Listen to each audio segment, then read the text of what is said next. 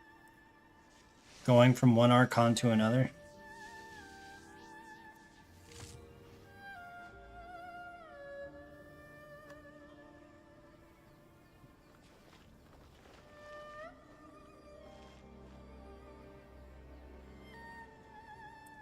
It's really not that great if you're looking for lore. Well, what does the quest offer? Hold on, I need to start recording again. Wait, hold on, let me double check something. 2203, okay.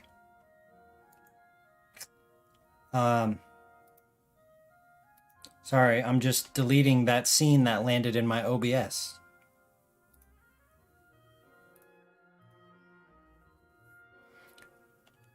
But if you expect to have good fun, then it's good. I mean, yeah, that's all I'm really looking for. Inactivities. Just want to have some fun.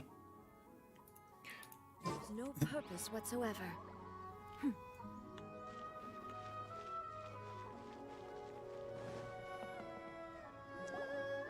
If the Tenryo Commission won't assist in dealing with the thunderstorm, the consequences could be catastrophic.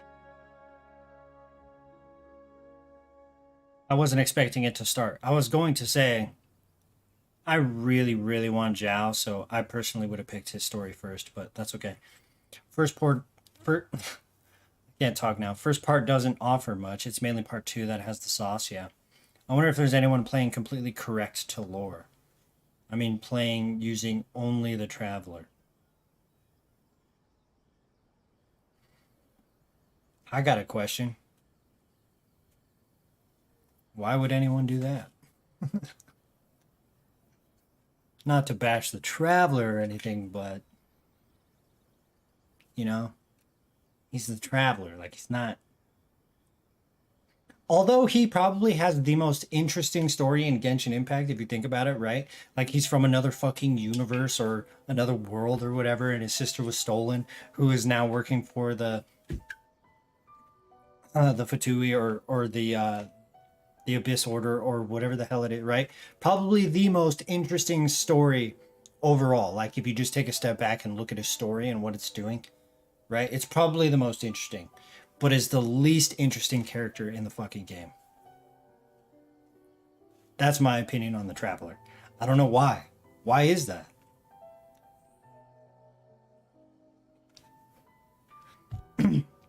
I'll tell you why.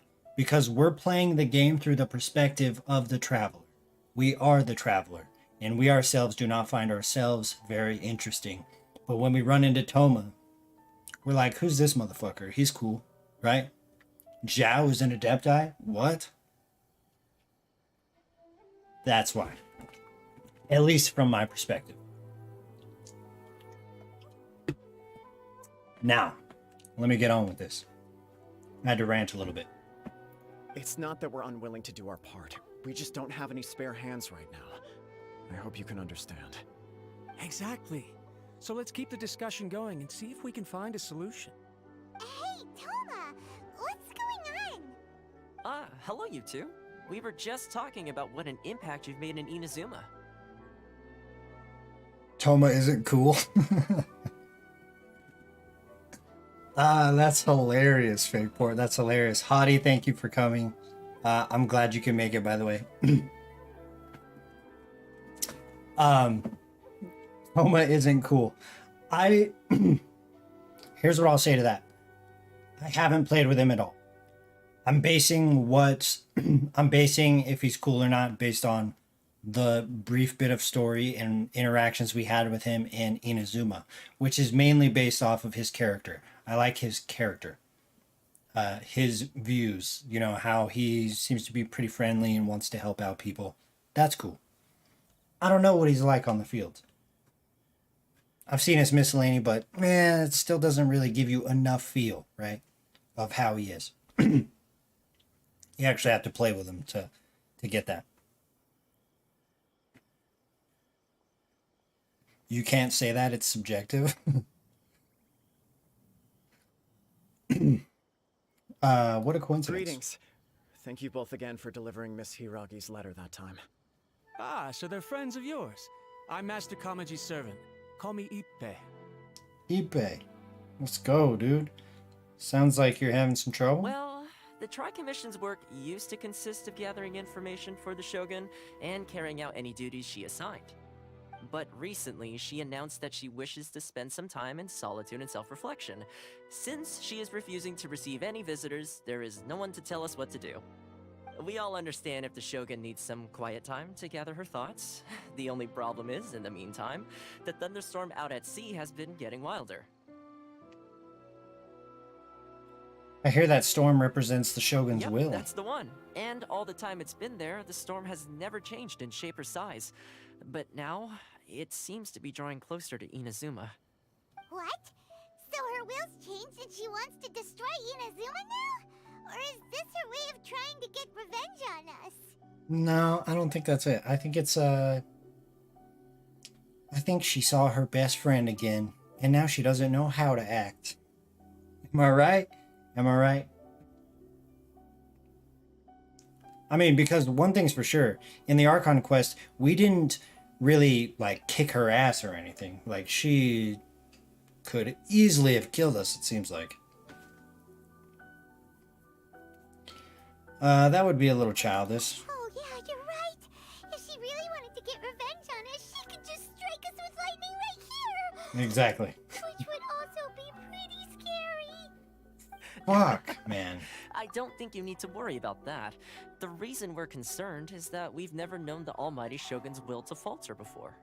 Has Paimon, for you guys, okay, for you guys, has Paimon ever just said a voice line and it's just so fucking annoying? You wish the Traveler could just, like, grab her head and, like,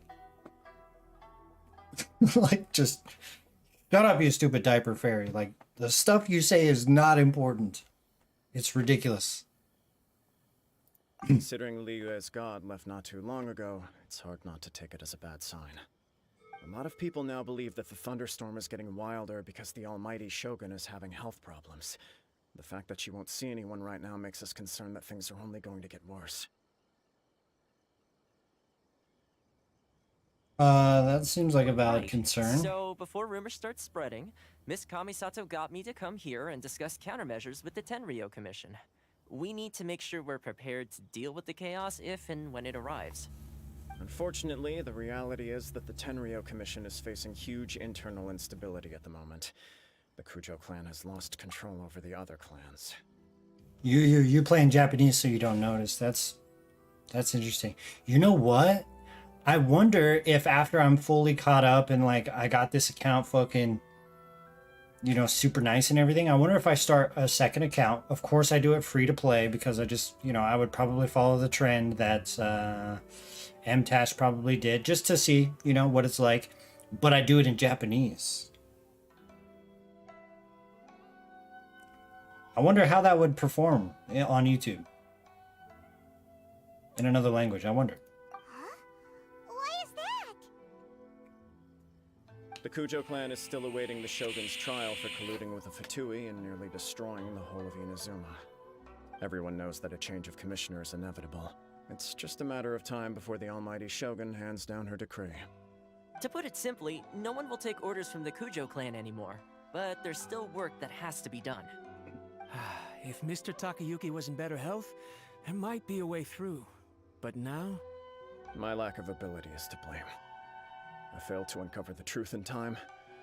I failed to stop my father. And now, as acting head of the clan, I'm failing to quell the unrest. Don't blame yourself, Master. You have to at least keep your chin up until your older brother returns. The Kujo clan can't cope with any more instability in its current state. Yes, you're right. Masahito has enough on his plate at the moment. Mustn't cause any more issues for him. Okay, Toma, let's revisit this discussion in a few days. Right now, I need to go visit Takatsukasa Susumu, head of the Takatsukasa clan. He's the only one capable of taking charge of the situation. What a fucking name. I suppose. Well, okay, no problem. A speedy resolution to the Tenryou Commission's internal issues is in our best interest as well. I'll come with you, Master. No need. I'll handle this by myself. Oh, okay. Take care then. Come back soon. If you think about it, both the thunderstorm situation and the issue with the Tenryou Commission have been caused by the Shogun's decision to take some time off, right? If things carry on like this, people will start to panic. Maybe we can invite her out for a while? Huh? You can actually do that? Oh, dude, I'm the shit. Sure. Of course I can. But we may as well try. Whether she takes us up on the offer or not will depend on what mood she's in. Sounds like you guys know what to do. Shall I leave it up to you then? That's hilarious. We're like walking on eggshells around the Raiden Shogun because she's bipolar, I guess, maybe. She's just, let me rephrase that. She's very unpredictable. You know, everyone's worrying about the Shogun's condition, but if people got to see her in person, it would put their fears to rest. Thank you very much. I owe you one, again. The way Paimon sees it, there's only one person who might have the chance to see the Shogun while she's isolating, right? Let's take a trip to the Grand Narukami Shrine!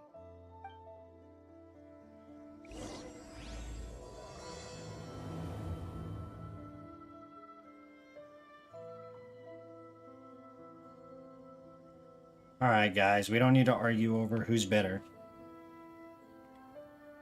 Okay. Let's I'm gonna ask nicely that we please don't argue in chat.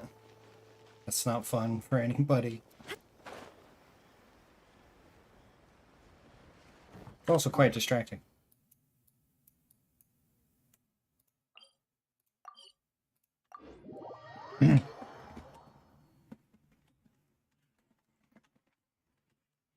Holy shit.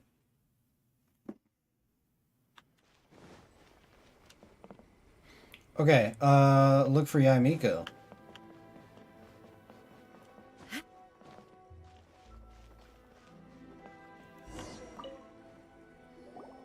I wasn't expecting to receive VIP shrine visitors during downtime. So I suppose you're here just to visit me? No. I just wanted to ask you about something. How cold. I saved your skin, didn't I? Surely you could at least humor me by engaging in some small talk first? Oh, she likes to foreplay.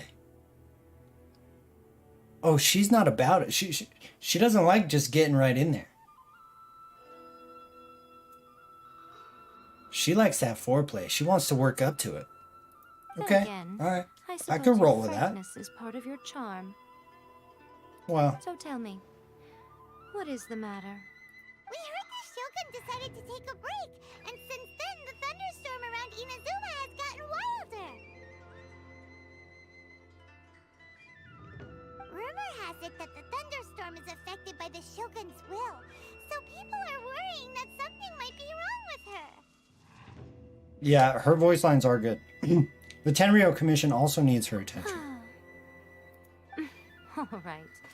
There's little purpose in keeping anything hidden from you anyway. Oh, you know something? Since the battle, the Shogun has been greatly troubled and her temperament has changed drastically. What? Her temperament has Her changed? power was already on the decline. Then you dealt her that fateful strike. Oh, Naruto, you need help outside of the game? And your question is, do you know what to do when someone is talking to you and you don't want to hang with them, but they want to hang with you? And they're super sensitive. And you don't want to say that you don't want to hang out with them because they cry easily? Yeah, I've been in those situations.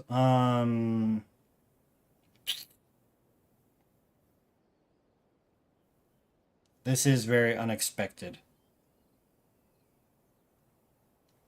But I'll give you, I'll try and chime in a little bit. Nat, when you get this footage, just cut this out.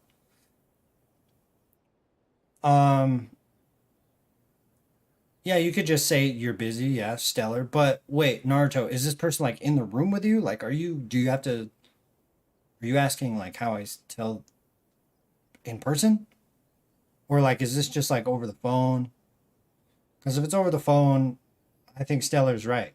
You just say, I got this going on right now. I'm busy, or, I'm sorry that I can't be there for you right now, but I got my own stuff going on, Just be, realistically, you should just be straightforward and honest, right? If they are not at a mature enough level to understand that maybe you can't be at their every beck and call, you know what I mean? Maybe evaluate who you're hanging around with or why they want to hang out with you. You know what I mean? Just you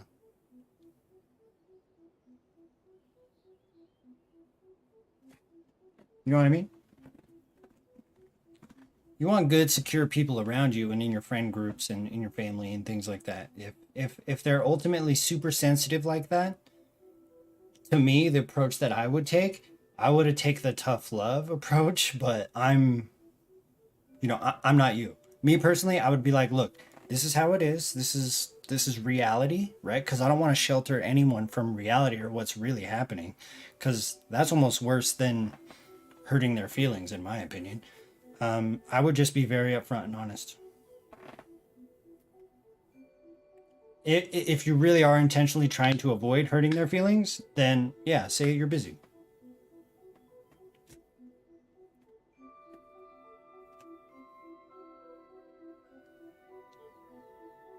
And I have another question. Should you pull for Ayada or Venti? You're asking me that?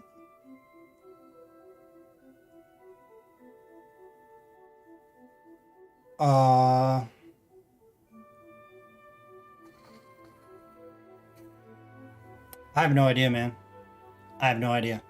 To me, I mean, yeah, the one you like for sure. Just whichever one you like more, I guess. The thing is Ayada is a new shiny toy. Everybody's gonna want Ayada, right? But he, ultimately, we don't technically know. He might not be all that great. Like, he might be super overhyped, probably like every new character is, I'm assuming. And then you might not enjoy him later. I don't know. So I would just go with whichever one you like the most. And Natalie, you can cut back in right now. The defeat was a heavy blow to her. It also didn't help that I forgot to bring her some tricolor dango and light novels when I went to see her. Oh, the poor thing. Without desserts and books to console herself with, she was so angry she quite simply lost it. Crying and ranting and raving. Oh, I could hardly bear to see her that way. This makes me upset. This right here, this information that we're learning, that she was super upset, crying, ranting, raving. It's like, you're the fucking Electro Archon, okay? What you're capable of is astounding. It's badass, right? What are you doing? Why are you throwing a fit? Like, you seem like a child. And I know that they in the game have actually pointed out that she acts like a child. And I think, from my understanding, it's pretty accurate. Like, you're the Electro Archon who pulls a sword out of her boobs and destroys motherfuckers. What are you doing? Be cool.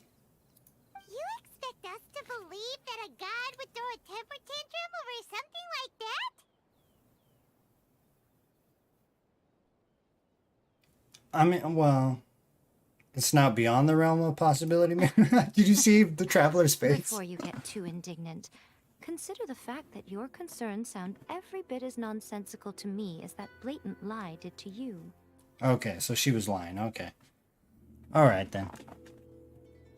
Faye seeks eternity. To her, mortal lives come and go in the blink of an eye. Of what consequence to her are mortal concerns for her well-being? You're saying she's fine, right? I don't know the details. She said she wanted to rest, and I have nothing pressing that requires her attention, so there is no reason to disturb her. I have heard about the thunderstorm, though. As to the cause, it is not inconceivable that, as you suggest, Her will has wavered somewhat. All the more reason to check on her. I am the only one in all of Inazuma who can visit her while she is resting. But tell me, why should this concern me? Why should I do this for you, when I already have everything one could ever want, and have seen everything one could ever wish to see? Do it for A? I like that answer. Yeah, well, I don't mean that answer, I just knew it would work. Here is the pass permit. Show it to the Okuzumeshu at the gate, and he will let you in. Thanks, Miko! My question was in jest, but since you answered it in earnest, please stay true to your word. I'm down bad most for EA, mommy. Yeah, I kind of am too. I'm into it. Let's just say that. Oh, and don't forget to return the pass permit to me after you have finished with it.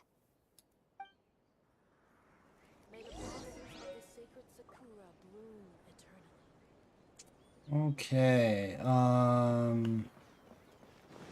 let's go see the Shogun. First of all, let's not make this awkward.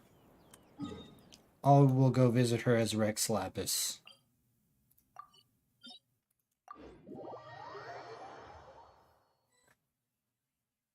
The almighty Shogun has requested solitude. No visitors allowed. Oh, we've got a pass permit from Miko. Don't be ridiculous. Lady Guji never gives her pass permit to another person. Not even esteemed travelers like yourselves. Yeah, but Yamiko likes to take it slow with me. You know what I'm saying? Do you get what I'm laying down here? She likes to foreplay with me. Okay? She gave me the pass permit. Guji Yai is only authorized to hold that pass permit because of the trust that the almighty Shogun places in her, and her alone. Wait, this is authentic. Shut up. Why? She even... Ye said it herself. She said, at least you can small talk with me before we get into the bit. She likes to foreplay, man. Of course she's gonna give me the pass permit. Let's go.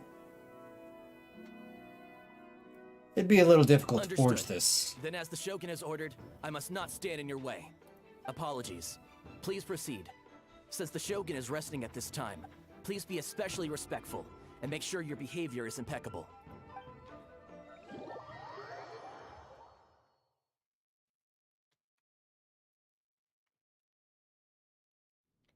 Now, the Shogun, on the other hand, I don't see her as a foreplay type. She probably likes to get right to the point. Look how she's pacing back and forth. If Don't you think she looks a little anxious? If she even gets to the point. Also kind of seems like, you know, a little prude. Like, I want to do. How did you get in? Trespassers are to be eliminated at once. You see what I'm saying? What do you... That's her. Wait, no, it's us! Oh, why are you treating us like we're your enemies? Do I know who you are? Of course I do. I'm just making jokes. It's all jokes. We made amends, didn't we? Also, we got in by totally legitimate means. Yeah. Denied. Use of force has been forbidden. Anyway, be gone. Do not disturb my solitude. Forbidden? Why? That is of no concern. This is my recuperation state. What do you make of this? She's acting strange, huh?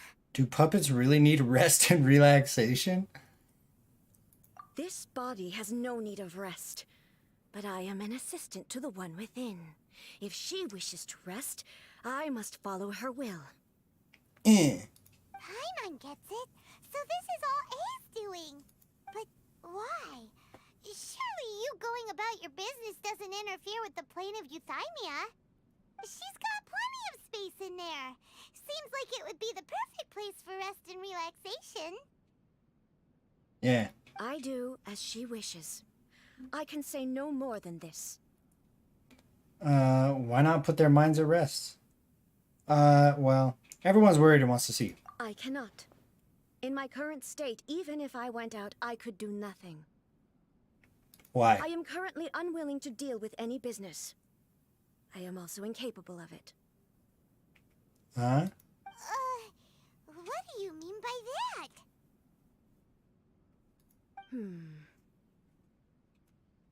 It has been forbidden. Please refrain from making me talk any further. It has been forbidden is A, right? What should we do? It feels like this conversation is going nowhere. Have you malfunctioned? It's you two. It's been a while. Oh. Oh, that's A. The Shogun can't do much at the moment. Come straight in and see me. Oh, shit, we get into the private room. Let's go. Dude, everybody likes the Traveler. There we go. That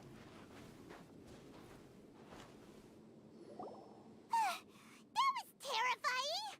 Would it be so hard to give us a little warning first? Fuck, man, that's one of those lines where I just want to... Shut up, Paimon. Shut up. It's not your first time. I don't see what there is to be so alarmed about. You know what? A seems way fucking cooler than the puppet. Do you know what I mean? She seems way cooler than Raiden. Raiden seems like a snooty bitch, but A, every time I've talked to her, she seems cool. So, is the Shogun broken? Are you gonna get it fixed, or...? How long am I gonna stream? I don't know. Don't worry. The Shogun's not broken. I've just temporarily disabled many of her functions. Currently, the Shogun is unable to handle any business and cannot appear as me. So the easiest solution was to announce that I am resting. That's what she meant by forbidden? As I said, I need to think about Inazuma's eternity, and thinking takes time. But the Shogun is still running based on her old rules. I can't allow her to make any mistakes while I am working things out. Have you tried turning it off and on again? Yeah. No, she was not created to ever be turned off. Furthermore, I had even predicted at the time that I may wish to modify the Shogun's operational rules at some point in the future. However, such changes would not be conducive to eternity. Maybe I take it back. Maybe A isn't that cool. Maybe they're both just a bunch of whiny bitches. That's why the Shogun has a robust system to safeguard against modification. It's also to protect against unforeseen circumstances. I can't remember. What was our conversation like when I talked to her in the Archon Quest? I can't remember. I didn't know which one I was talking to, if I'm being honest. For now, while I figure out the form that eternity should take, it's more effective for me to temporarily disable some of the puppet's functions, rather than attempt to modify her rules. But it seems like from what I remember when I talked to A in the Archon Quest, she was kind of understanding and like more interested in what was actually like intrigued by the Traveler himself, rather than like the Shogun who's like, fucking, You know what I mean? Oh, Paimon gets it now! The thunderstorm's getting out of control because some of the Shogun's functions have been disabled! The thunderstorm is getting out of control? This is the first I've heard of it. Huh? Okay, well, let us bring you up to speed. I'm here to beat your Naruto. No, come on. Come on. Don't say that. Nah, come on. That's a little too on the nose, all right? You got to be a little more discreet, and you can't be so straightforward. You know what I mean? You got to be a little bit more...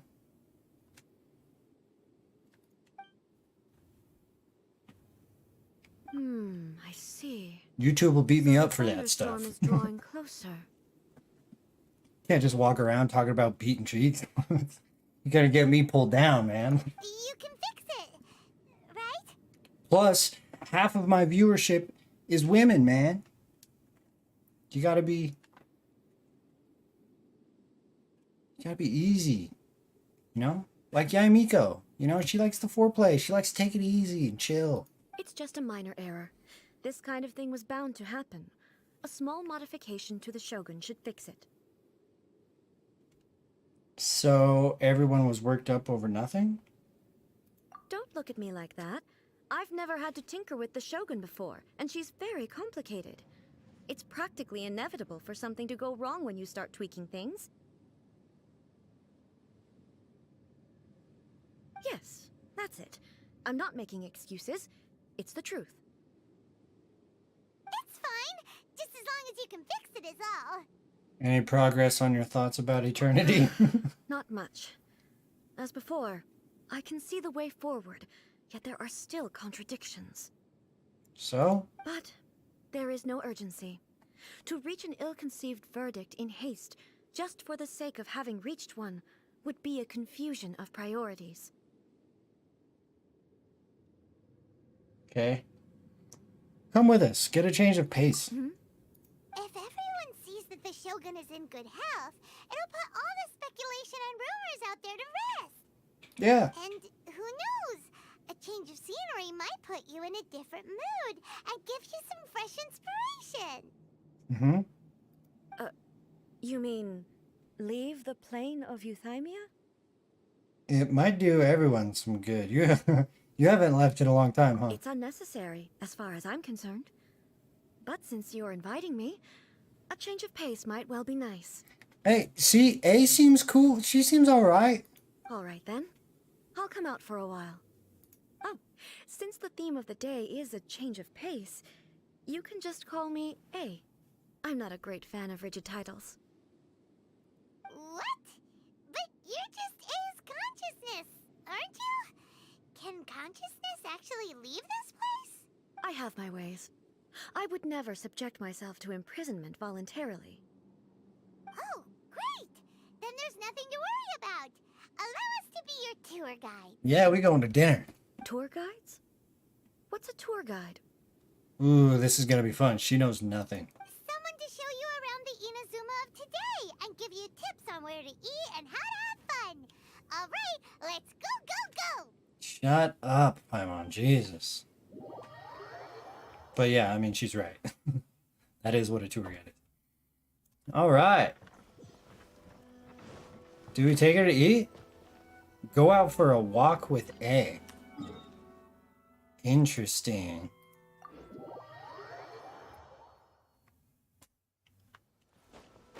Boomer A, yeah.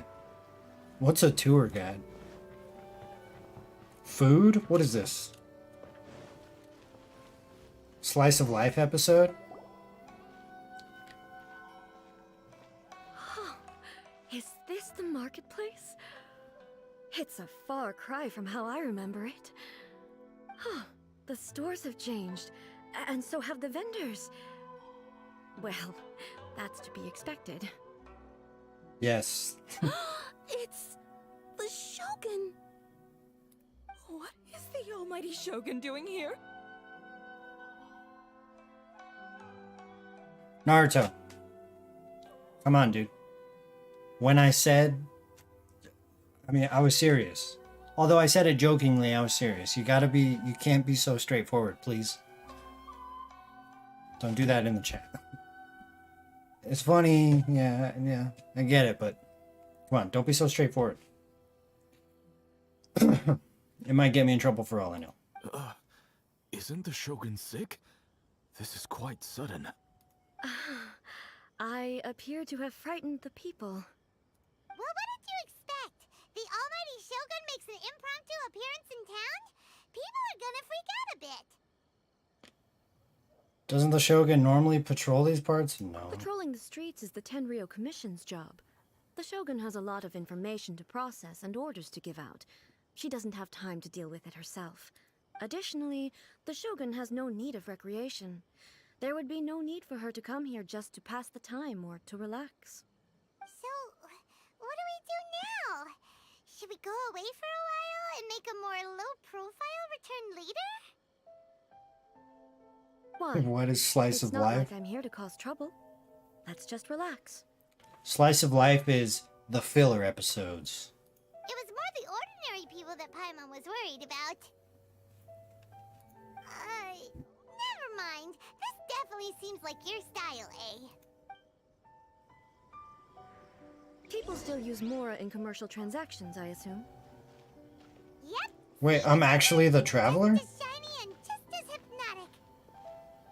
Wait a second. Hey, are you saying you don't have any Mora either? Of course I don't. There is no need for commerce in the plane of Euthymia. If I ever need something, I can simply have one of the commissions bring it to me. Wait, what do you mean, either? Yeah, Morax is broke. That's Anyway, what I mean. people seem to be behaving in a very orderly fashion. I don't see the liveliness you spoke of anywhere. People aren't exactly gonna let their hair down in front of the almighty Shogun.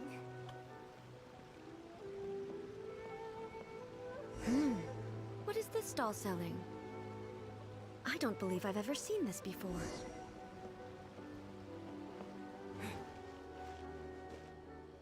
Food? You've never seen fucking food? Jesus. Alright, well. You're about to be mind blown. Let's go. What's the Shogun doing here? What's the Shogun doing here? What am I supposed to do in this situation? I'm so nervous. Relax, bro. Shogun, excuse me. It's all right. Relax. I'm just here to look around. I'm having a change of pace today. Could you tell me about the items you're selling? Of course. I've got all kinds of snacks here. Takoyaki, dango, and milk, and so on. Huh? Milk? Sounds kind of like the odd one out. I actually agree. Why is that there? It might sound odd, but it is in fact my specialty. You see, many of the stores in town are already very well established. I couldn't compete with them no matter what I sell. So my idea was to create some new combinations to give customers a novel experience. Okay. For example, my latest concoction is this dango milk. When the dango are worked into a viscous form, they mix very nicely with the milk.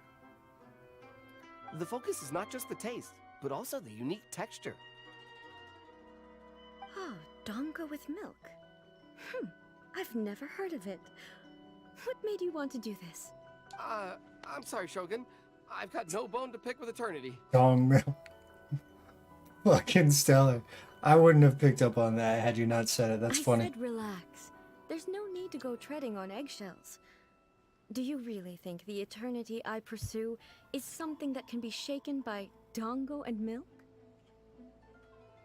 Why do I feel like she's different than I expected? Actually, it came to me by chance. A friend was catering once and made too many dango, so they gave some to me. But there were more than I had use for.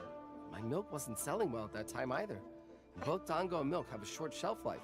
So I thought I'd try mixing the two as I had nothing to lose.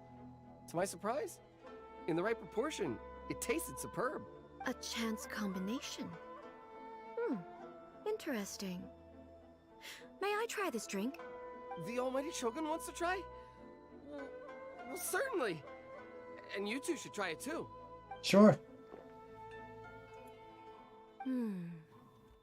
Nice. It's sweet.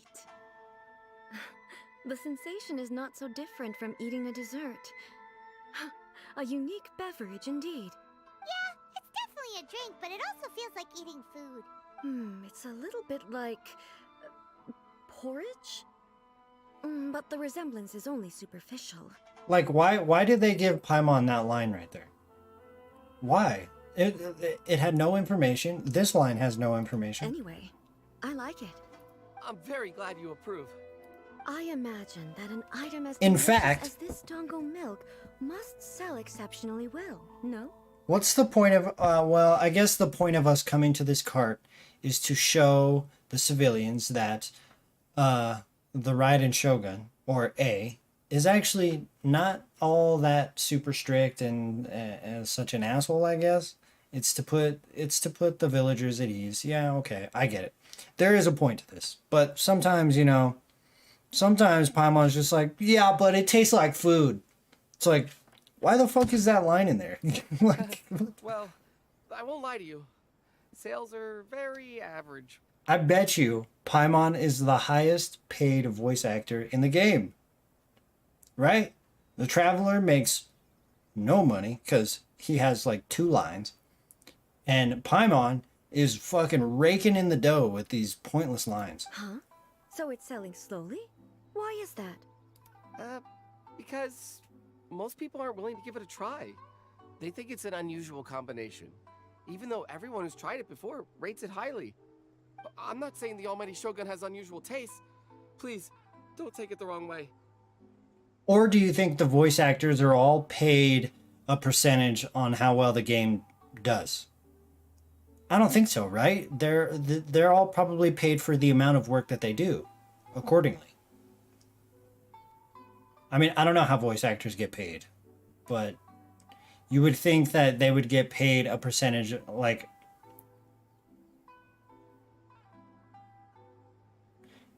maybe, I don't know, maybe they get paid for the work they do on the game or the show, and then they're paid, like, royalties for merch and stuff like that. I don't know. Anyway. Ah, I see. Well, that can be fixed. I'll just have the Yashiro Commission order a few hundred cups and go door-to-door delivering them. No, Almighty Shogun, that's too much. Oh yeah, the Traveler, yeah, no, he does voice lots of other stuff. So I'm sure he's paid well. I'm just saying it would seem like Genshin probably didn't, you know, break the bank by voice acting the Traveler in Genshin. I just want them to try it. It would be a shame for them to miss out on Dango milk. Unless they're like, hey, you get 10%, or, you know, like a couple percent for all the sales we make or something like that. Then he's breaking the bank, you know, and he didn't do shit. Of course. I've heard that most humans like desserts, so it's not unusual that I should enjoy them too. Miko agrees with me on this. There's nothing like dessert for improving one's mood. Much more enjoyable than meditating alone all the time. Oh, I didn't know that he hosts live streams.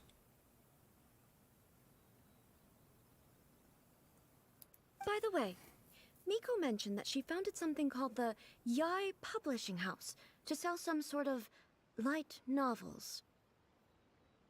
She's always bragging to me about it, but it's difficult for me to really imagine without seeing the place for myself. Can you take me there? Sure. Sure! Let's go and have a look!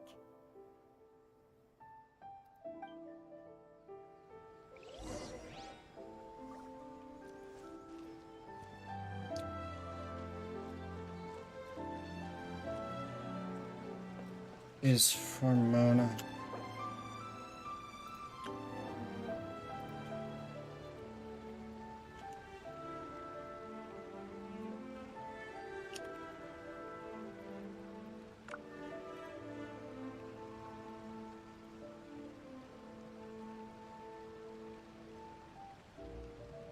Benny's adventure team, assemble! Off we go!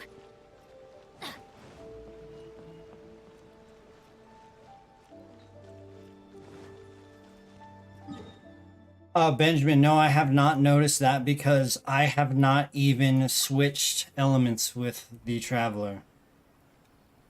You know, I might get some hate for that, but I never even switched to Geo Traveler, which apparently is one of the better ones, but I never even switched. Shogun!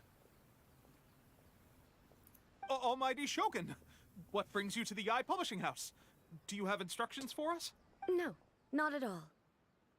Don't be so nervous. I'm just here to look around. Apologies. I still don't quite understand. Are you here to look into the management?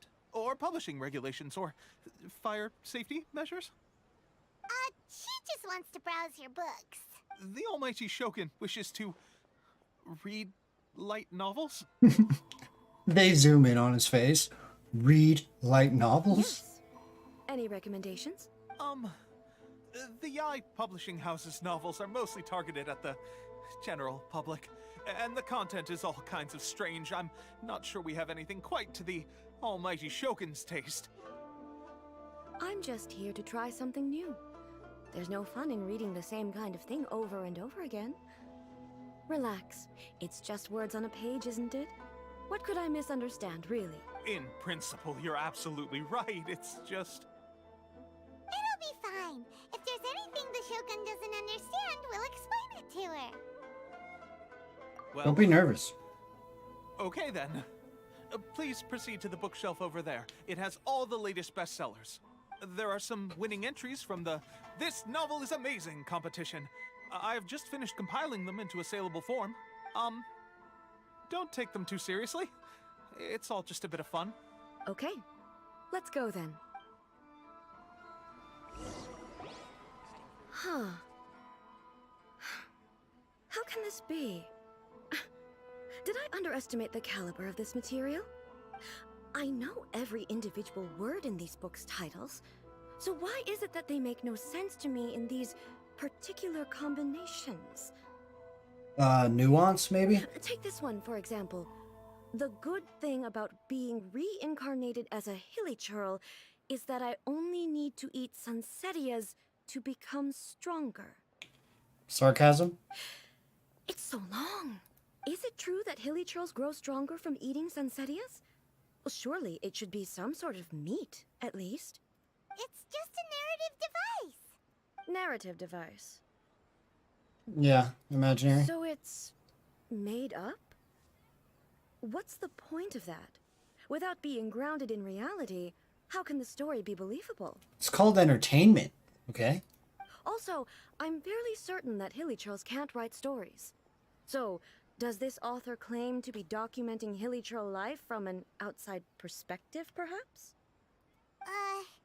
Paimon's starting to understand Kuroda's reservations right about now. Fads have no place in eternity. How about we choose for you? We can pick out some novels that are easier to understand and give you the scoop. Is this the Cole Quest? I believe myself to be relatively well-read, but with stories like these, I don't even know where to start. I have high hopes, though. This seems like Miko's style, so I'm sure the stories are very entertaining. Alright, leave it to us. We'll be back in a jiffy. This could be a pretty tough job. Let's see what we're up against.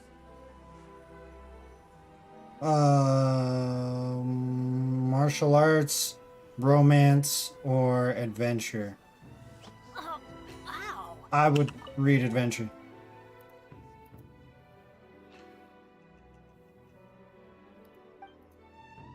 In this book, the protagonist is struck by lightning beneath a thunder sakura and wakes up to discover that he has become the Raiden Shogun.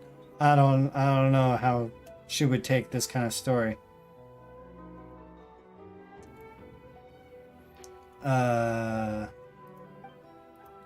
The appeal of this one probably lies in the euphoria of going from powerless to omnipotence. I don't know. With a premise like this, it's no wonder Kuroda was nervous about letting A look around. Yeah, I mean, it's... Paimon thinks it might be best not to bring this one up with A. We might get the author in trouble. I mean, but does it paint the Shogun in a bad light? If someone turned into Paimon and did a bunch of stuff this Paimon would never do, Paimon would feel really uncomfortable. Okay, I get that. That makes sense. Let's just do the romance novel, I guess, then. The chaotic epic that is a tale of my youthful love life. This book is about the love stories between a very mediocre man and 7 beautiful women. No. I don't think that's a good book at all. No. It is a chronological account for protagonist's daily life featuring many amusing anecdotes. I don't know, guys. Are we trying to hand her a, what's the name for...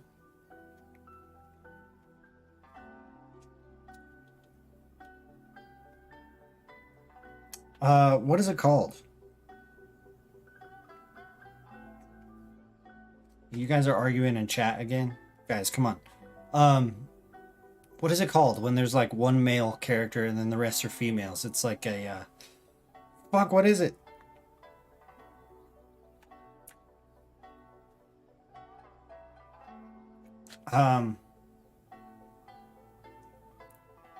Harem. Thank you. Fuck. Harem. That's what it is. Harem. I don't know. I don't know how you say it, but yeah, that's the one right there. I don't know that we should give that to her. The suspense is killing Paimon! Paimon only skimmed through, but Paimon can tell this girl has loved the main character with all her heart since childhood. Really? I hope the writer gives her a happy ending. Right! Yeah, it's just a novel. But please let the author have a heart. The plot is really gripping. But would A really understand this kind of mortal romance? No. No, I guess it's kind of predictable that she would like the martial art thing, maybe, right? Life made me a fighter when I just wanted to be a writer. Oh, yeah. Sure, that probably falls in line with A's story, right? Maybe she didn't really want to be the Shogun. Story is that a protagonist never joins any faction, but is constantly assumed by the reclusive master of one faction or another. What a strange person. Someone like that could easily become the top martial arts pro in the world. You do have a point. And a character so determined to follow their ambition is likely to appeal to A, right? That's all of them. Let's try to explain them to A. Okay. The looks on your faces tell me you found some good stories. What do we go with? The love novel? The harem? Really? Do we give her the harem? It's kind of like... Hey, there's this girl who, like, hangs out with 7 dudes. Like, isn't that inappropriate as fuck? Like... Just, like, grab a... I mean, that...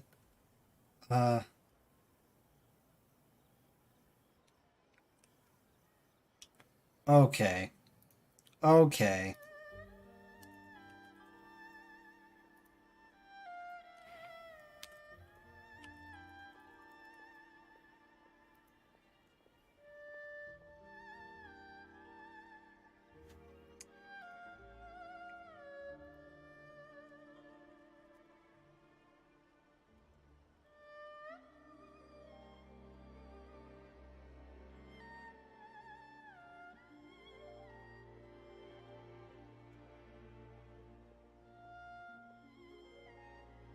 Watch Bennett be able to slice that one and see the guy in Genshin.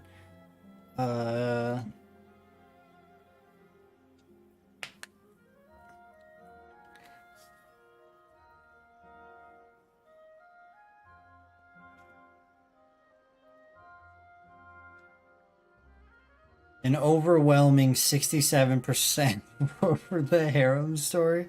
This is so wildly inappropriate. Okay, the love story. You regale Ale with a plot of... Why are there 7 people all striving to have a relationship with a single male protagonist? Is this some sort of narrative device too? You guys fucked me, okay? She doesn't like it. She doesn't understand.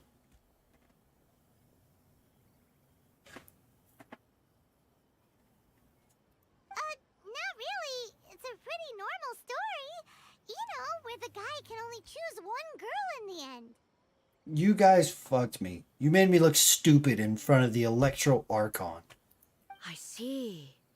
Yes, this is an important relationship, so he must choose wisely. But the decision-making process is a source of agony and conflict. Holy shit, she bought it. So, could the author not simply add a narrative device whereby the main character could accept the feelings of all 7 admirers at once? Yes, that would solve it. That would be the most boring love story ever! Shut up, Paimon. You're gonna fucking ruin it, man. You realize she could kill us, right? Love. Narrative devices are truly mysterious things. So what do you think of Yae Publishing House's light novels, eh?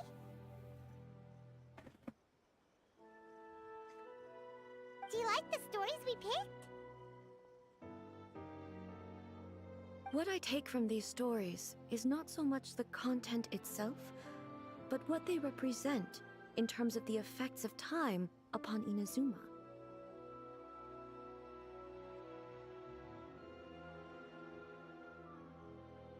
Inazuma is the male protagonist with,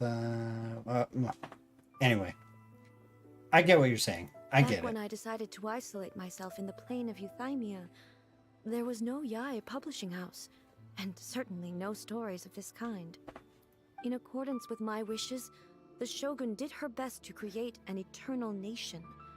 A nation that, in theory, should remain entirely unchanged over time.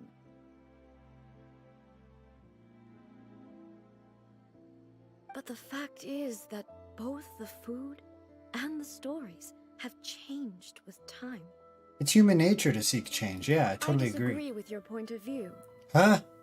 That's what I would say if we were still in the plane of Euthymia.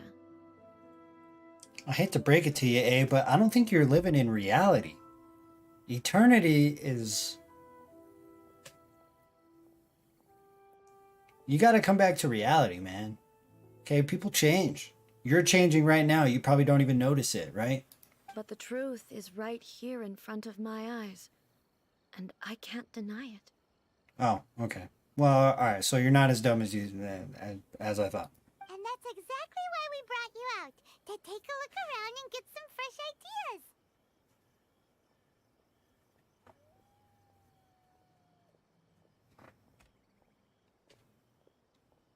Sure, it's not the same as you remember, but one way or another, people are loving life in the present. That's gotta be a good thing, right? Yes, you're right. I'm wary of any and all change. But I do not wish for my pursuit of eternity to stop human lives from changing for the better. There you go. Thank you for inviting me out. This trip has been quite eye-opening for me. Don't mention This may be an everyday occurrence for you, but for me, this trip has been quite an occasion. I've seen a lot, and it's made me think a lot. I really can't praise it highly enough. I hope I will remember it for a long time to come. Well, why don't we take a photo? Great idea! A's had a wonderful time, and a photo is the best way to remember it. Take a photo? Once again, I'm faced with a combination of words that makes absolutely no sense to me. Oh, I thought she got all shy and like blushed right there, like, a photo. It's okay. Come with us. We'll find a scenic spot and show you what we mean.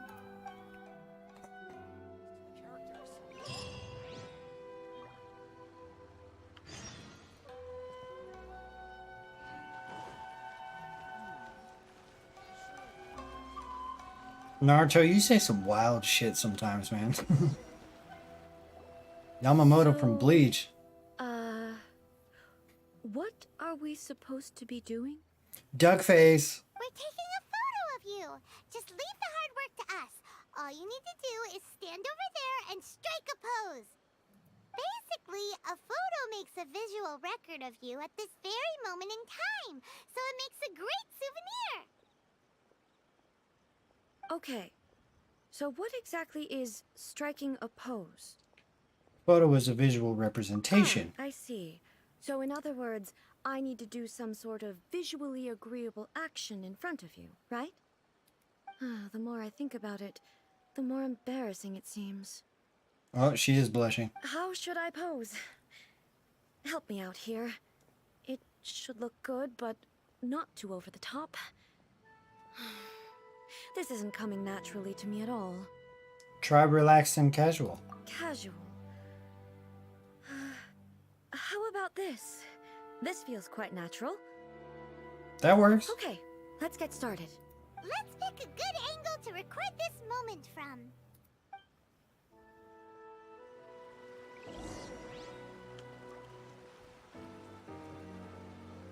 Oh shit, I wasn't expecting her to stand to the side.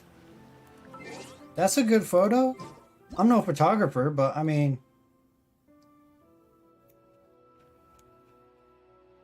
Why does Bennett's big fucking head have to be in the way? That's not a good photo. Hide UI? No. I just want... Let's go find some treasure. I mean, get the fuck out of here, Bennett. You know, I noticed this in a couple of quests. What is F2?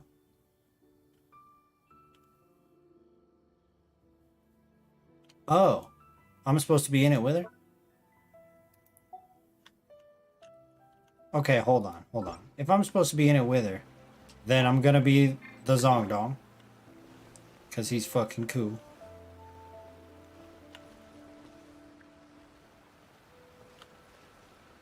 Don't talk to Benny Boy like that? Well, his big fucking head is right in the way of the photo. Okay, this is a picture of A, right? F1. Background blur, look at camera, hide character. Let's go.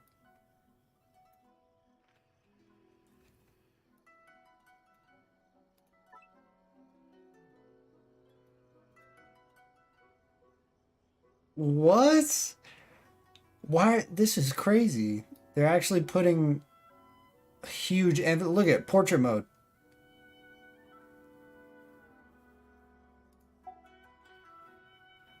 Wait. I can take a better picture than this.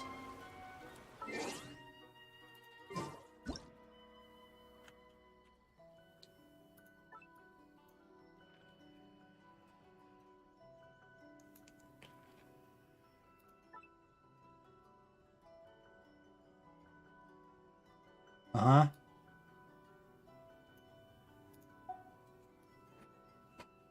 That's a good fucking picture. She's pretty. Let's go. Look at that shit.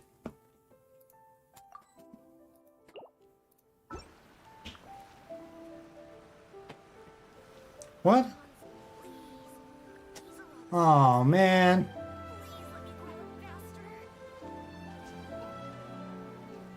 Come over here. Hi, baby girl. What are you doing? Come here. I know, but he's doing something. Come on. Get up. I'm sorry, babe. I should have locked the door. That's alright. Come on, get up. I'm gonna get you. You better run. I'm gonna get you. I'm gonna get you. No, you're supposed to run. It's supposed to run. I'm gonna get you. I'm gonna get you. I liked my other one better. But, okay.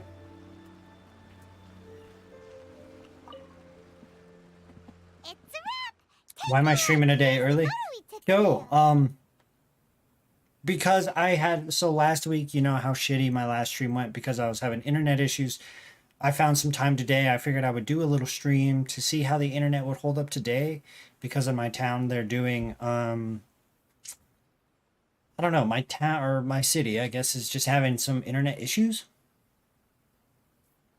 So, you know, I don't know. I think they're adding a new tower or something, right? My internet provider is just fucking up over here in my city for some reason, so I wanted to kind of test it out. Wow. This is astonishing. Is it some kind of magic? It seems to be another copy of me.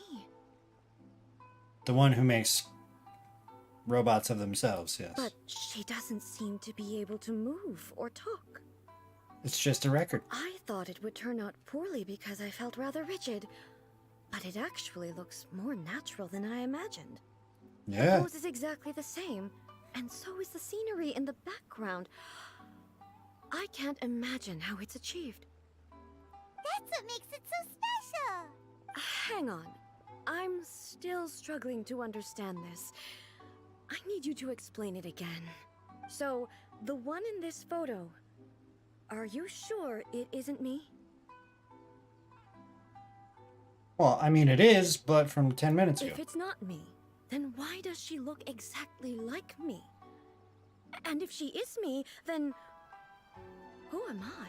Whoa, whoa, whoa, whoa, whoa, okay? Let's not have a fucking identity crisis over a photo, okay? Relax. Who am I? Above Paimon's head. Over to you, Traveler. You know, you are you, man. Relax. Hey, that's right. Do you think the Shogun counts as you? Yeah, there you go. Of course I do. It was never my intention to place control of Inazuma into anybody else's hands. So then, who does that make you, here and now? Well, I'm still me. There is no doubt about that. So your existence isn't singular. My existence? Ah, I think I understand. There you go. I am me. There is only one of me. But I can exist in many different forms. It's not important what form I exist in. The Shogun, Couldn't have said it for better. example, is one of my forms of existence. The question of whether or not she is me is not determined by any of her components. In that case, this picture is one of your forms of existence too. So even I, who seeks eternity, am constantly changing my form of existence. Then This is what it's like to how be can a shut-in. I ask Inazuma and everyone who lives here Fuck. to remain unchanging? Inazuma will always be Inazuma. Or human beings will always be human. Wait, what did she ask? How can I ask Inazuma and everyone who lives here to remain unchanging?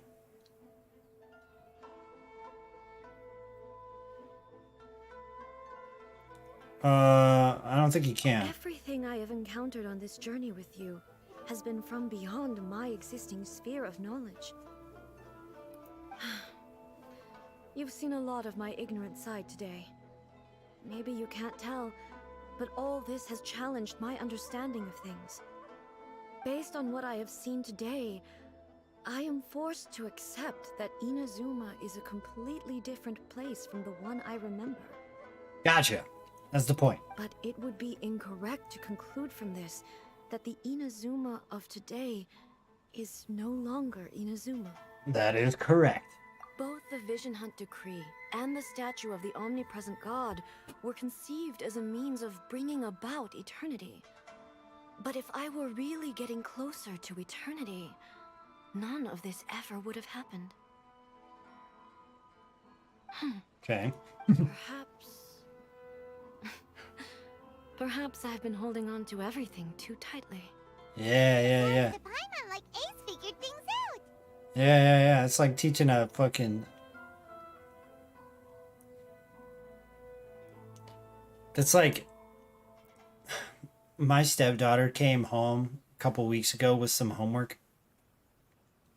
And I was thrilled to find out that her homework consisted of a clock.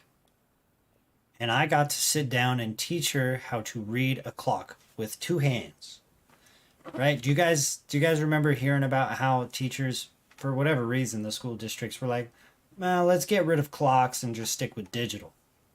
Why? Why not teach those kids to read time like on an actual clock? How fucking absurd, right? That was like teaching a child how to read a clock. And that means that we've done a really great job as her guides. Master Kamaji! Master Kamaji! Why is it getting so noisy down there?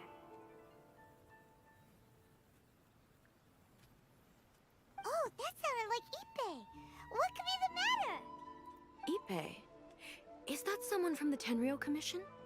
Yep, let's find out what's going on.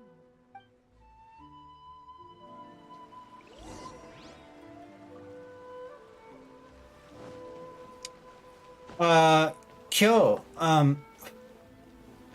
the stream consists of, I did Zhongli's Story Quest Part 1, and it's going to be a video, so you don't have to watch it all the way through. You can be up here with us and... Hey, You can see the video later. You work with two grown-ass adults who can't read an analog clock? See, that's crazy to me. That's It's crazy. you. Huh? The almighty Shogun. You must be looking for my master, Kujo Kamaji? I am very sorry, he's not here at the moment. But if it pleases you, I will gladly deliver a message on your behalf. It's okay. I'm not here to see him. We just heard you calling out, so we came to see what was going on. Are you looking for your master? Master Kamaji still hasn't returned from the negotiations, and I'm starting to get worried. In fairness, he does have a habit of taking long walks and coming back late. It's perfectly possible that he just found somewhere he likes and lost track of time. I am going to do part 2 tomorrow during the stream. Because I don't have them unlocked. So it'll be up for debate whether I do Zhongli's or Shogun's part 2 tomorrow. Because I'll only have one key by tomorrow. So. But for some reason, today, I'm particularly nervous. Kujo Kamaji. A descendant of the Kujo clan, I presume. That's right. Apologies, since the head of the clan is in poor health at the moment, and Master Masahito is rarely home, Master Kamaji is currently serving as representative of the Kujo clan. I have heard that things are quite tumultuous with the Tenryou Commission at present. Does this have anything to do with Kujo Kamaji? Forgive us, almighty Shogun. The Kujo clan has failed in its duty. The Kujo clan's reputation is damaged, and its power over the Tenryou Commission is in decline. Plus you have yet to issue a verdict on the Commission's future. So, Master Kamaji decided to enter negotiations with the Takatsukasa clan with a view of having them take over. Uh-oh. Surely they would be discussing something like that at their headquarters, right? Why are you looking for them here? Actually, they decided to hold this one elsewhere. I'm a little confused as to why, to be honest. Ishida, you're I off. feel it was my place to question the higher-ups. Benjamin, you're off too. Hey, thank you guys for sticking around and watching the stream. I really do appreciate it. You guys should join our Discord if you haven't. And I hope to see you in the future. Maybe in tomorrow's stream. The meeting place is in the mountains near the Grand Narukami Shrine. I believe the Takatsukasa clan have some kind of base there. Takatsukasa. Another familiar name. They have been faithfully serving the Kujo clan all these years?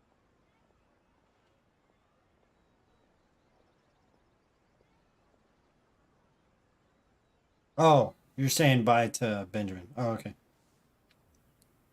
Yes, that's why Master Kamaji decided to discuss things with them. I understand they must have had a lot of ground to cover, but still, there's no way it should have gone on this long. I've searched all over the city. If he really hasn't returned yet, then... Maybe they haven't finished. Yeah, I thought of that possibility too. But someone of my rank can't just go venturing into Takatsukasa clan territory like that. We can go check things out for you. No need. I'm probably just overthinking things.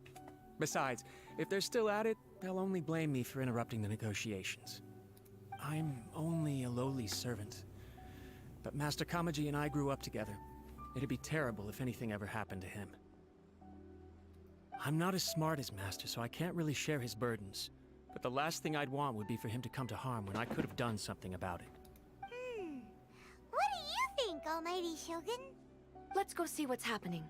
With me present, they are unlikely to blame you, even if we do happen to interrupt the negotiation. Besides, this has only come about because I failed to make a timely decision. This issue started with me, and I shall be the one to finish it. That's commitment right there. Thank you so much, Shogun. I'll keep looking around in the meantime, too. Let me mark out the location of the base for you. I hope everything goes smoothly. Okay.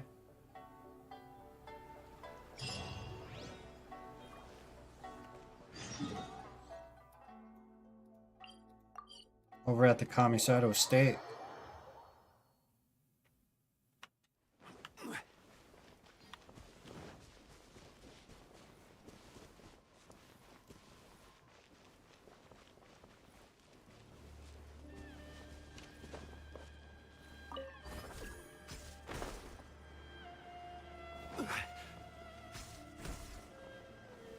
What the hell? Even bedrock can be turned to dust. For fuck's sake, man. How is all the stamina that I have max stamina. How is that still not enough for me to wrap my fucking head around?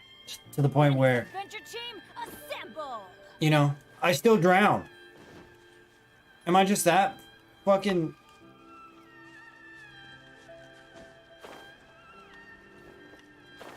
I mean, at this point, you know, I do it in stream at least once. It's embarrassing at this point.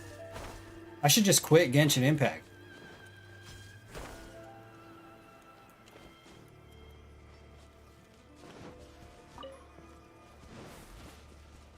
Adventure time!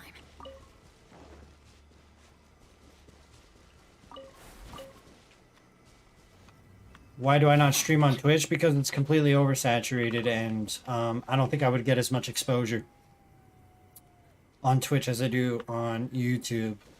There's times when I'm streaming on YouTube where I'm holding 60 viewers, which is pretty dang good for my channel, and I don't think I would get the same respect on Twitch.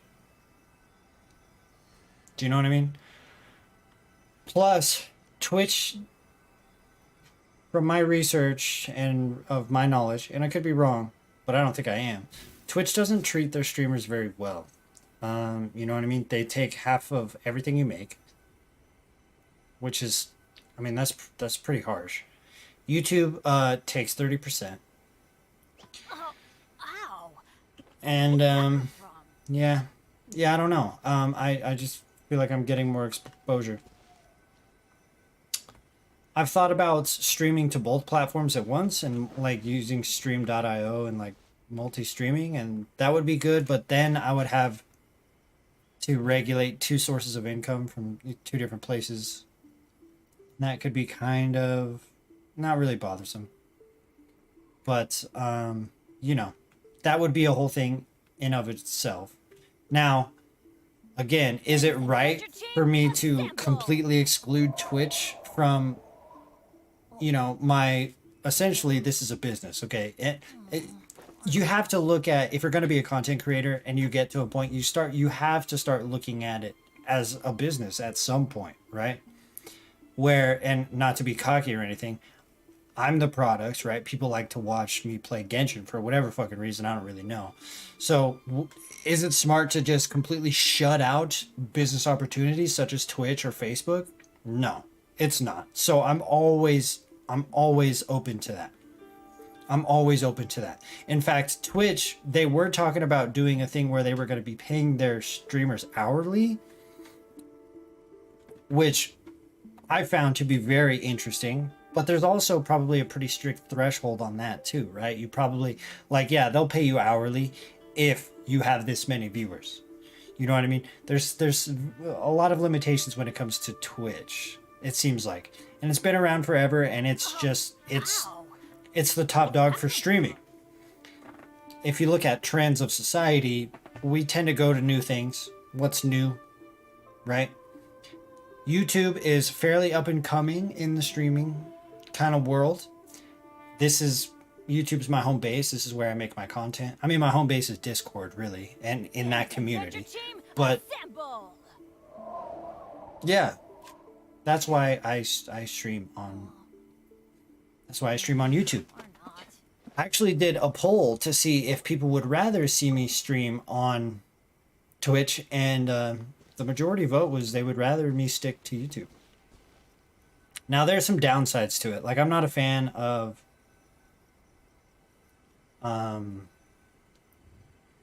YouTube chat. Like there's things YouTube can definitely do to improve on, and I think that they're probably in the works on those things, like YouTube chat and emojis, and it's happening, but slowly. Because unfortunately, YouTube decided to get into short form content, and they're like, we're going to do YouTube shorts and take on TikTok. And so a lot of their energy shifted from live streaming to short form content. So now that's where most of their energy goes. And what they need to do is they need to hire somebody who strictly works on live streaming content, which I think the guy who was in charge of that recently left for whatever reason.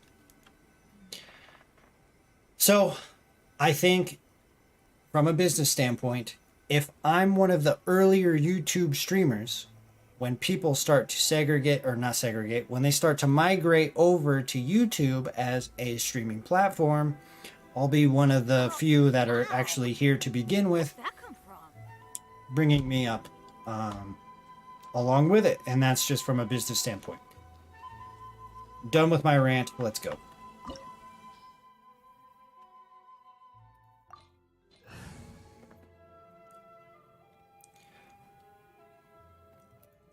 But I understand why people ask that question, because Twitch is the top dog. It has been, and it's the Twitch culture is, it's so prominent. I get it. I can't think of a reason anyone would want to build a structure like this deep in the mountains. Maybe to evade detection? I feel something that doesn't belong here. I sense danger. Twitch runs too much ads nowadays. Hey, I want to ask you guys, does, like, when I'm streaming, ads don't pop up in the middle of the stream, right? They only pop up when you go back and rewatch the VOD? Is that right? Because I agree, the running too much ads is not, you know, I'm not a fan of, nobody's a fan of that, right? Even when you're watching a YouTube video, it can be annoying. But as long as anybody with a level head understands that by skipping this ad, I'm essentially supporting the content creator that I like, then it's fine. It does run them in the middle of the stream? What? Oh, they don't pop up in the middle of the stream. Okay.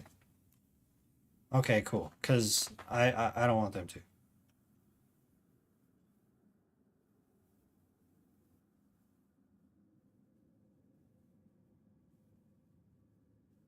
Right, you get an ad at the beginning and then at the end. At least the way I have it set up, you should get an ad at the beginning, middle, and end of a video or a stream. Which I don't think that's not too bad.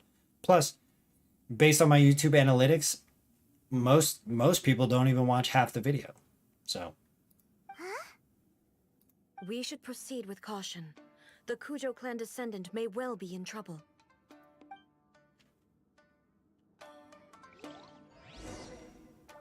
I wonder if you don't have I wonder if they add her as a 5th option so you can kind of test her here.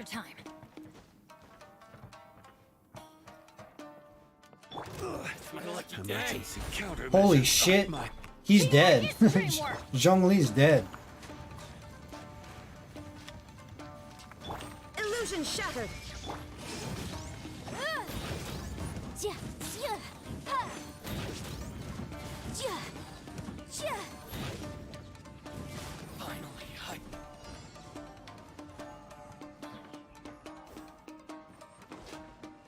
Why are there Rownin here? This is a Tenryou Commission base. Something is not right. We must remove all those who stand in our way. Oh shit. Torn to oblivion. Very hot. It's a very...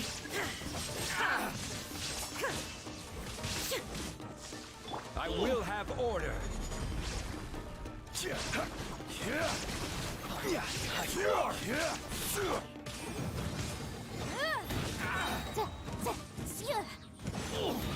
Yo, what?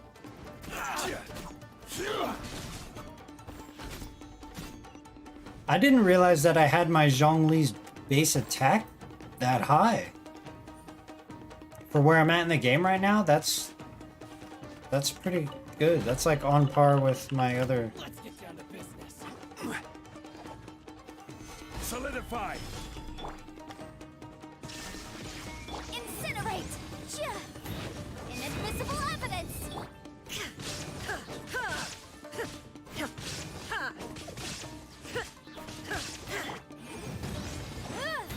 Finally,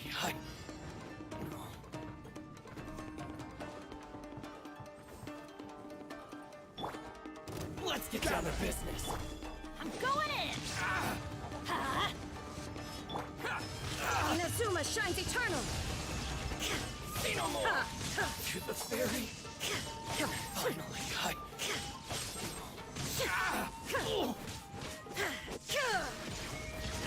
Boom boom! the fairy. Order guide you. There is no escape! Motion to compel. My blade! Boom!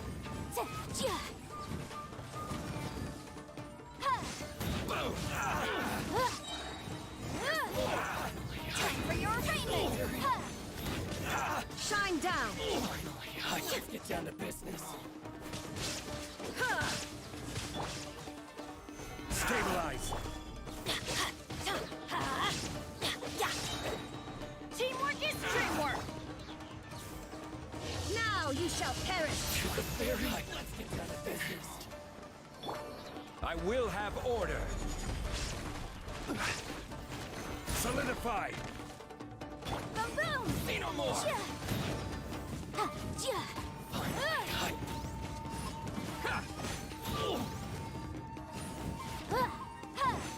To the fairy.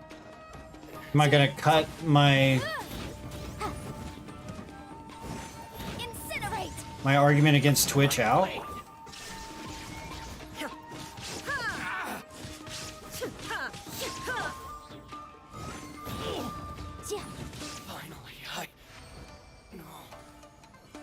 Actually, believe it or not, you guys know Asmongold, right? Like, he's a huge WoW. Well, now he's been doing, like, Elden Ring and stuff like that, but you know how he always takes his clips of his rants and he throws them out there? I was thinking of doing that. Like, taking those rants where I go on about Twitch or whatever the hell it is and turning that into short-form content or something like that. But if you think, Ishida, that it would be interesting content, I could ask my editor to leave it in there. Knowing her, she might probably just leave it in there anyway. Gather.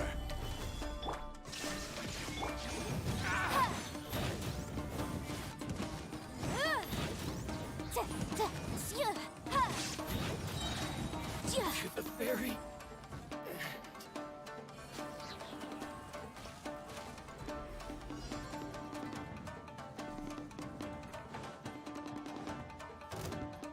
Let me try. Solidify.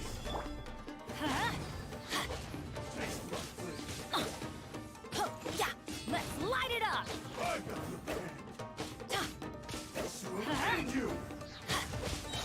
Everybody stand back! Breath of the flame!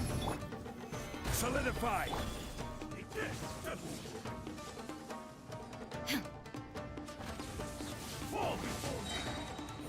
Torn to oblivion!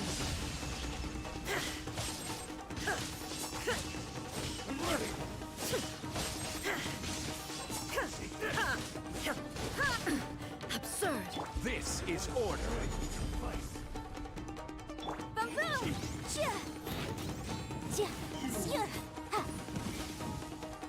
Oh shit, I didn't kill him fast enough. God damn it.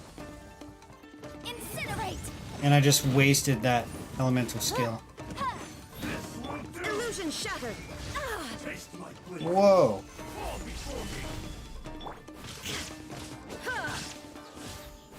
Motion to compel.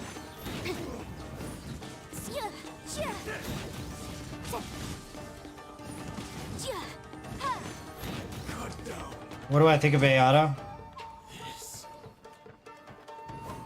I mean, here's the thing. I never want to, like, turn into one of those streamers who pretends to talk on things that he doesn't know anything about. So I'm just going to be straight up real with you. I don't know a fucking thing about him. Okay, I know that he looks cool. I've seen a few clips of, like, his elemental skill and burst, and they look sick. They look like they do a shit ton of damage. But that doesn't... Don't take my word for it. That shouldn't tell you anything about how he performs in game. I think he's fucking cool, and I'm gonna roll on him. I'm probably gonna get him. I can tell you that. It's Kujo Kamaji. But who's he with? Miko fanboy, I just read your name. For now. Or, sorry. I just read your name for the first time. That's funny. And will I pull for Venti? Nah, I don't think so.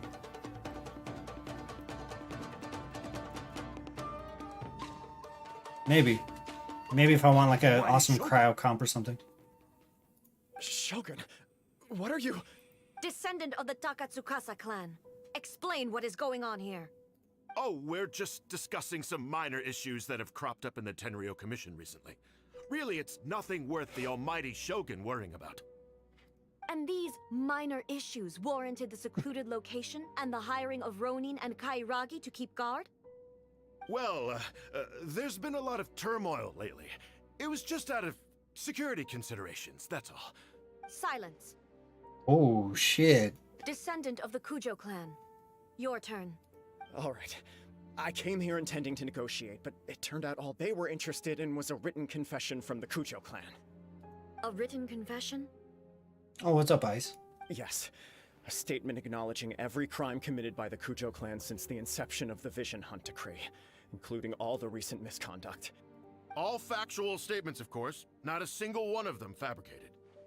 I can't deny that. But it also emphasizes the Takatsukasa clan's achievements throughout the document, claiming they stood steadfast all along and fought back against the crisis. These are all falsehoods. Says who? Why, you two-faced... You're going back on everything you said. I'm just stating the facts. I'm sure the almighty Shogun can discern the truth. All the Takatsukasa clan is trying to do is make themselves look good, so they'll be first in line to replace the Kujo clan. Why else would you push a false narrative in the written confession that paints your clan in a good light, and try to make me sign it under duress? Facts. What are you talking about? You're not under duress, we're just negotiating here. You've completely changed your tune. I believe I now understand the situation. Don't listen to his nonsense. I'm sure you're well aware of the major failings of the Kujo clan. Surely you, of everyone, knows. Not a single word they say can be trusted. I think you's a bitch and I'm ain't. You are quite mistaken if you think your dispute is of any interest to me. Descendant of the Takatsukasa clan, you wish to become the new Tenryou commissioner. Do I understand this correctly? Well, What's up, Noah? Yes, of course. It's the eternal pursuit of everyone in the Tenryou Commission to offer our lives in service of the almighty Shogun. Then the situation is not as complicated as you seem to have made it. After all, I am the one who appoints the Tenryou commissioner. The process is quite simple. Anyone who can beat me in a duel becomes the new commissioner.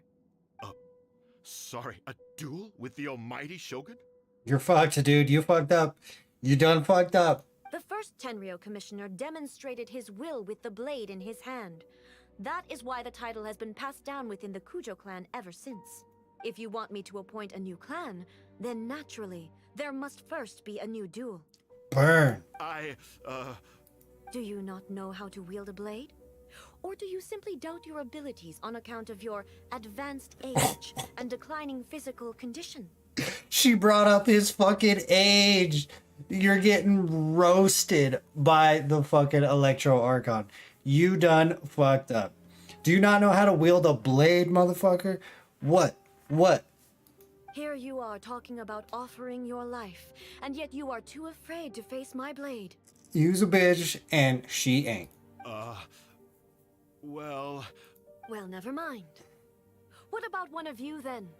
Anyone who can defeat me, Takatsukasa or not, will be appointed the new Tenryou commissioner. Oh shit, we just pissed our pants. Does not a single person dare to face me?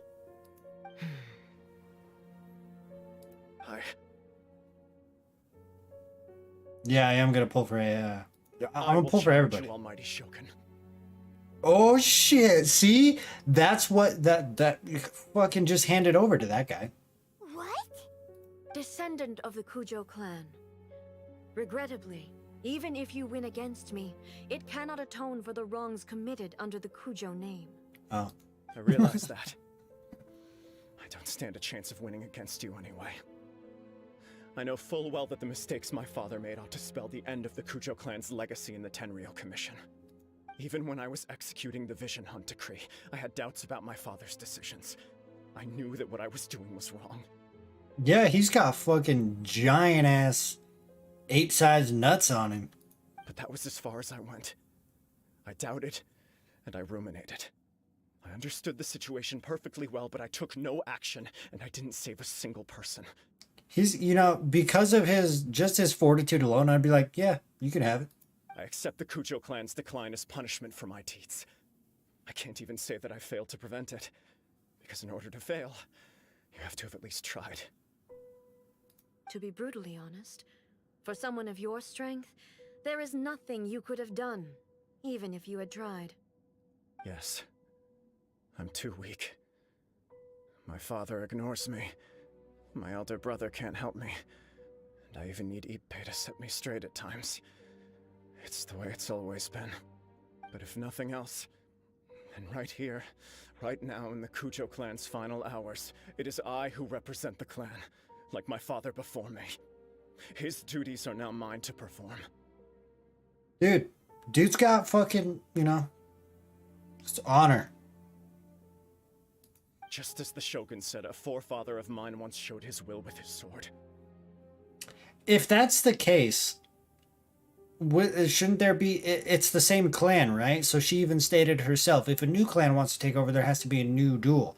But if the same clan wishes to remain in power, why should he have to duel?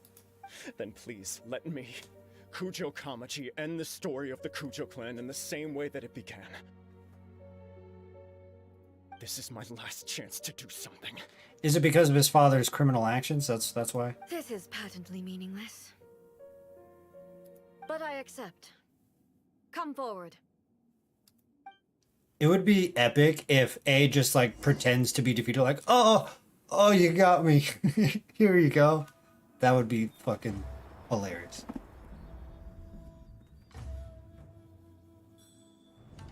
The Kujo clan's honor was forged with courage, tempered with integrity, and shines beyond life and death. Show me whether your blade can bear the weight of your name. Oh, shit. Almighty Shogun.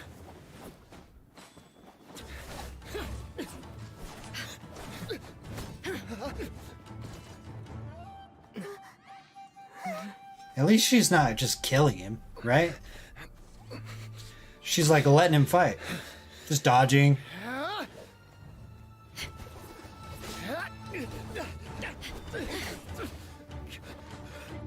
Putting up a fight. Okay. All right.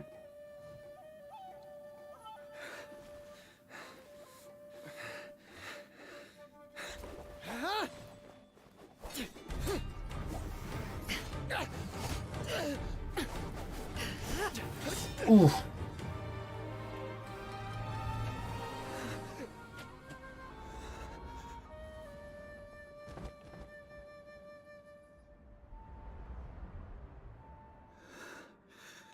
Again, I would give it to him just for fucking showing the balls. You know what I mean?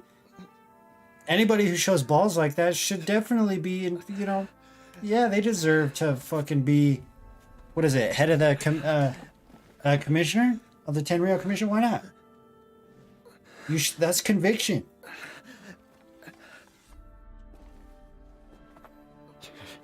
Yeah, he can't see now, but you know what? He's still gonna fucking fight. Watch.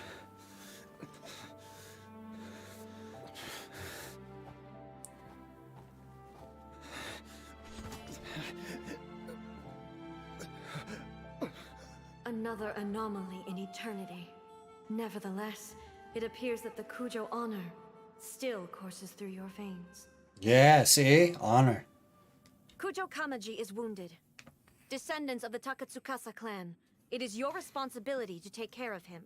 You may not have the courage to challenge me, but I trust that you are capable of attending to a small matter such as this. She keeps burning these motherfuckers. Do you not know how to wield a sword? Are you too old? Can you handle this? Yes, of course. I apologize. I'm sorry. So sorry. I had heard that the Kujo clan is no longer fit to shoulder the work of the Never Tenryou get- Commission. The search for a successor to the role of Tenryou Commissioner is indeed a matter of great urgency. However, following this duel, I have decided to postpone the Kujo clan's punishment for the time being. In the meantime, I expect the Takatsukasa clan to continue supporting the Kujo clan as before. As you instruct, so it shall be done.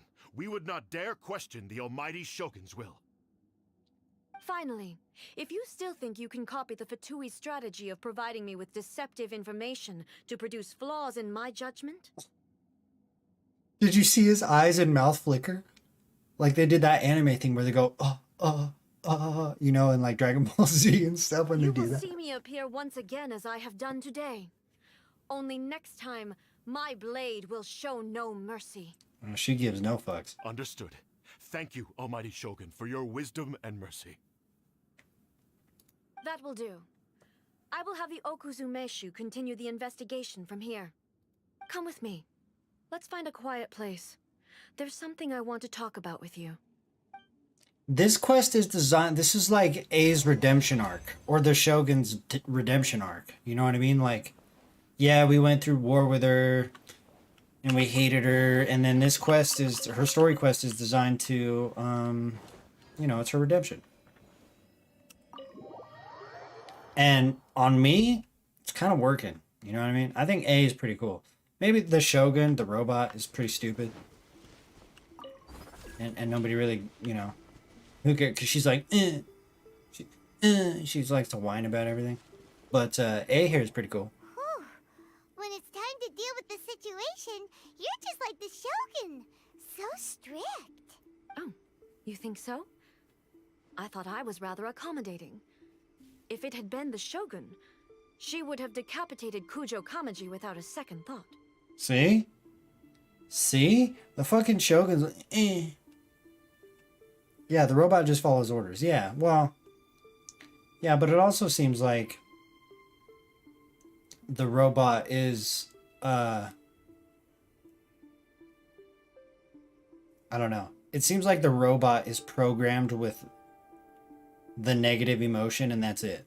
Like, all the other emotions are not within its realm of capabilities. It's just, eh. I do believe he was prepared for that outcome. I could see it in his eyes. The Kujo clan has undergone a dramatic change from its glory days to its present decline. Kamaji is hardly a great heir to the Kujo name, but he has shown me how some things remain the same even as the world around them changes. I also have you to thank. The things we experienced out on the streets and the photo you took of me, they helped me come to this realization too. So what's next for the Kujo clan? Will they get to carry on being in charge of the Tenryou Commission? Not a chance. Even if their heir was someone who showed promise, their past mistakes cannot be erased. I think I just figured it out. She has her own consciousness and sticks to her rules to eternity. Exactly. Exactly. So when I watched the 2.5 trailer and I saw Raiden Shogun versus Raiden Shogun, I was like, what? But now I think it makes sense. This is A's redemption arc. A, the good one, is going to fight Raiden Shogun, the fucking robot. Whereas before, when I saw the trailer, I assumed it was the other way around. Because of my lack of knowledge. So, that makes sense.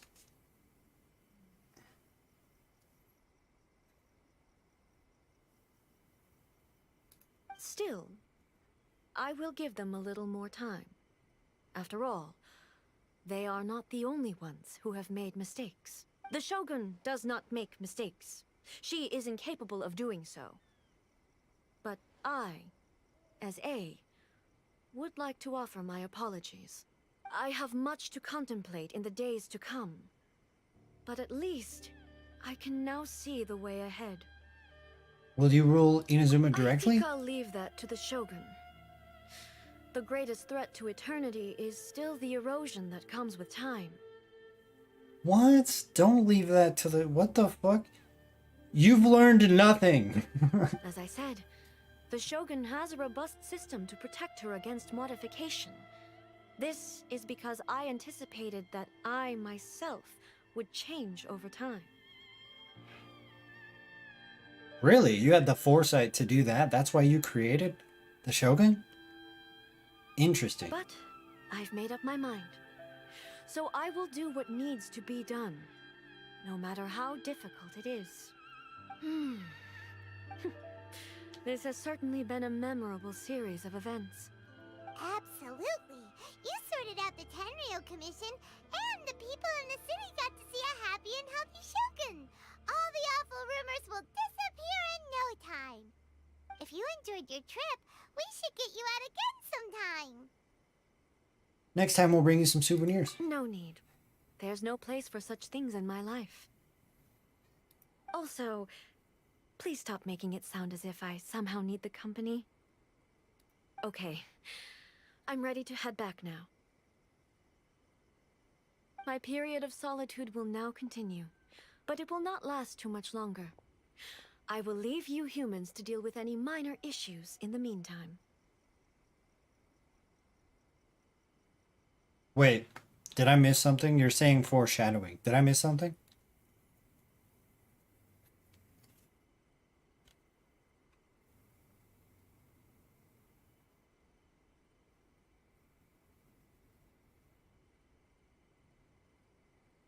Okay, see you next time! Considering a lot of what happened was pretty unexpected, things seem to have worked out surprisingly well in the end. You can generally only catch foreshadowing when you've already seen what happens. Right? So maybe... So I'm not supposed to know that?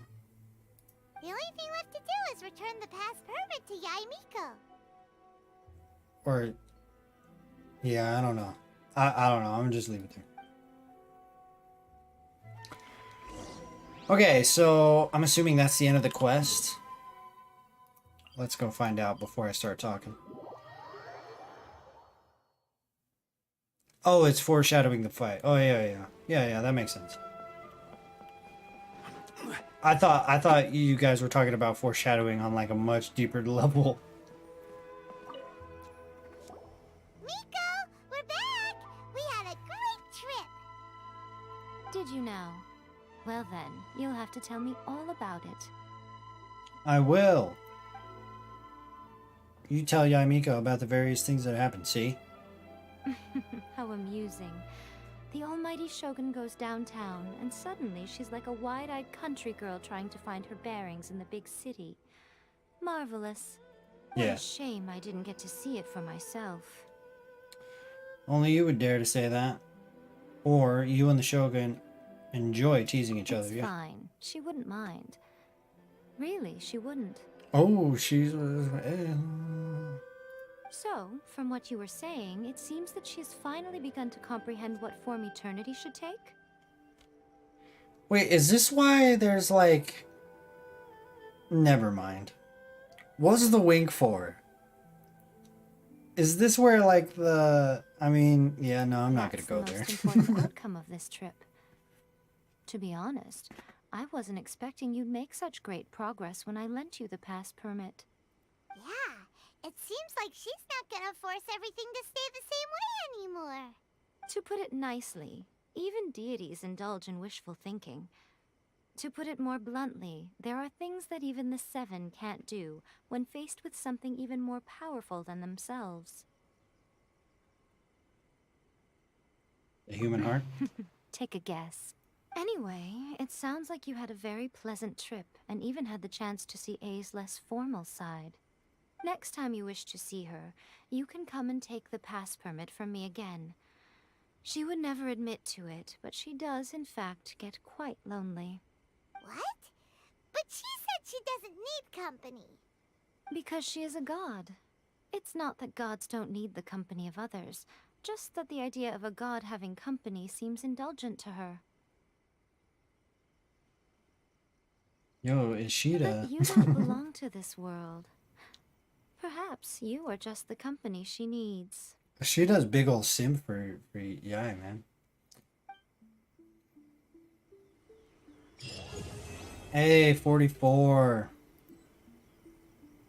Okay. Overall consensus of the quest. It was fucking kind of boring. Okay, there's a lot of dialogue. It's kind of boring. But the end result, I think, was ultimately worth it. Okay, because some might argue that there's not much lore in there, but I disagree. I think you would find, because there's the that's the turning point. Okay, that right there is the turning point of the overall thing with Inazuma and the Electro Archon. Shut up, Zhongli. I don't care about your wine. It's the that's the turning point, right? We fucking hate the Shogun. We're fighting against her. We think her vision hunt decree is fucking stupid. We fight her, yada yada yada. Up until that point, we hate her guts. Okay? We then take A out to dinner and on a date. And then we see that, oh, she's not a fucking robot. She's a person who has feelings and has a brain of her own and can intelligently think and make these decisions herself. And you see that there's human there. So I think overall that's important for the story. And because of that, I enjoyed the quest overall. Okay. Every journey has its final. Yeah, it was boring. Don't rush. The most fun I had in that, honestly, was taking that picture, because I didn't know that you could do that with pictures. And then the little domain was all right too. But I think the overall art, yeah, is pretty decent. I'm excited for part 2. This wine tastes the same as I remember. And But where are those who share the memory. Fuck Zhongli. So if you enjoyed this, then of course give this video a thumbs up. Leave a comment down below. Don't forget to smash that subscribe button, and of course join our Discord. And I'll see you guys in the next video.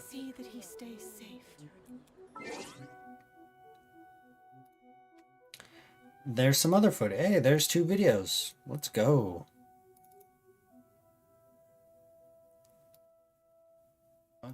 God damn it. My fucking mouse is gonna drive me up the wall. Okay, just drag it over here. Thank you. Drop it. Thank you. All right. That was pretty good. I didn't think it was bad. What are your guys' overall opinions on it? I think I'm probably going to end the stream here. You know, it hasn't, it's been pretty good. I think, Sheeta, it's pretty late for you, right? You probably want to get some sleep. I'm gonna go claim my fucking reward really quick.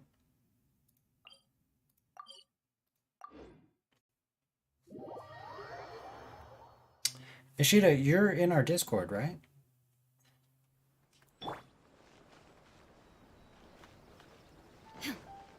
Did I stream early today? Yeah, man, I did. I've been streaming for almost 5 hours. I just wanted to... Astra Abyssosk. Welcome to the Adventurers Guild. So, I've said it a few times, but I wanted to kind of test out a stream today because last week my stream failed so fucking horribly during the most, important cutscene of my Genshin career. People would have loved to see that video reaction, and it's gone. That footage is gone. You know what I mean? That video would have done pretty well for my channel. I think probably pulled in some new subscribers, and it's just fucking gone, man. It really bummed me out. So I streamed today because I wanted to see how my internet was doing.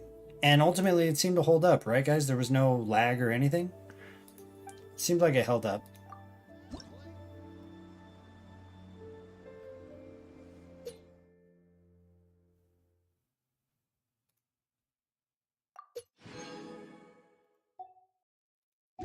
Plus, I'm fucking hungry as shit. Teamwork is dreamwork. So yeah, I think I'm gonna end the stream there. Guys, if you're new here and you haven't joined our Discord, I would ask, please join our Discord. It's right here.